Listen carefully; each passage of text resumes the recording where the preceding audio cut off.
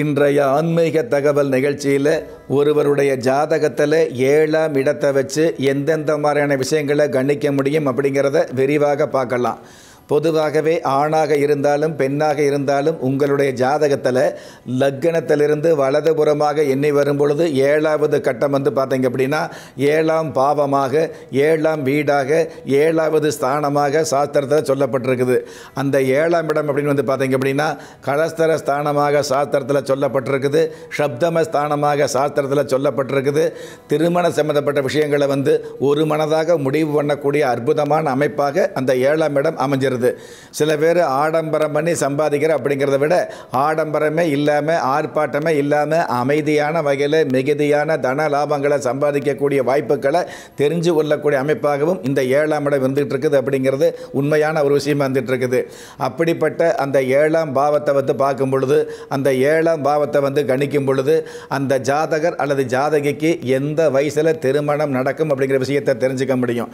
அதே மாதிரி அந்த திருமணம் அப்படிங்கிறது நீங்கள் விருப்பப்பட்ட திருமணமா, அதாவது காந்தர்வ திருமணம் என்று சொல்லக்கூடிய காதல் திருமணமா, அல்லது பெத்தவங்க பார்த்து நிச்சயிக்கப்படக்கூடிய திருமணமா, அல்லது நீங்களே திருமண சம்பந்தப்பட்ட விஷயங்களுக்கு பெண் அல்லது வரன் பார்த்து முடிவு பண்ணி அந்த முடிவை பெத்தவங்க கிட்ட சொல்லி அதற்கப்புறம் பெத்தவங்க கிட்ட சம்மதம் வாங்கக்கூடிய சந்தோஷ திருமணமா, இந்த மாதிரி விஷயங்களை உன்னிப்பாக அதே சமயத்தில் மிக மிக கண்ணியமாக தெரிஞ்சு கொள்ளக்கூடிய ஸ்தானம் இந்த 7வது ஸ்தானமாக இருந்துட்டு இருக்குது அப்படிங்கிறது உண்மை. அதே மாதிரி சில பேர் சின்ன வயசில் காதல் அப்படிங்கிறது பருவ வயசில் காதல் அப்படிங்கிறத விட கௌரவமான வயசில் காதல் சம்பந்தப்பட்ட விஷயங்கள் விளையாட்டுத்தனமான காதல் அப்படிங்கிறத விட விவரமான காதலுக்கு ஆட்படக்கூடிய அமைப்பை தெரிந்து கொள்ளக்கூடிய ஸ்தானமாக இந்த 7ஆம் இடம் இருந்துகிட்டு இருக்குது அப்படிங்கிறது உண்மையான விஷயம் வந்துட்டு இருக்குது.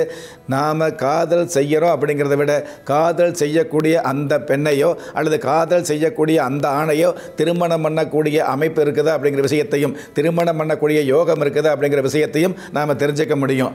பெரும்பாலான இடங்களில் காதல் பண்ணுவது ஒரு இடத்துல இருந்துட்டு இருந்தால் கூட கல்யாணம் பண்ணுவது வேறொருவரை பண்ணக்கூடிய அமைப்பு இருக்கு இல்லையா, இந்த மாதிரி அமைப்புகளை கூட சிறப்பாக தெரிந்து கொள்ளக்கூடிய இடமாக இந்த 7ஆம் இடம் வந்துட்டு இருக்குது அப்படிங்கிறது உண்மையாக இருந்துட்டு இருக்குது. இதே 7ஆம் இடத்தை வச்சு உங்களுடைய வயதுக்கு தகுந்த வரன் அமையுமா அல்லது வயதுக்கு மிகுந்த அதாவது வயசுக்கு மீறிய வரன் அமையுமா அப்படிங்கிற விஷயத்தை தெரிஞ்சுக்க முடியும். எல்லாவற்றுக்கும் மேலாக திருமணம் அப்படிங்கிறது இருமணம் இணைந்து ஒரு மனம் என்று சொல்லப்படக்கூடிய புனித காரியமா அல்லது இருமணம் இணையக்கூடிய அந்த திருமணத்தில் தேவையில்லாத மறுமணம் ஏற்படுமா என்ற விஷயங்களை ஆணித்தரமாக தெரிந்து கொள்ளக்கூடிய அற்புதமான ஸ்தானம் இந்த 7வது ஸ்தானம்.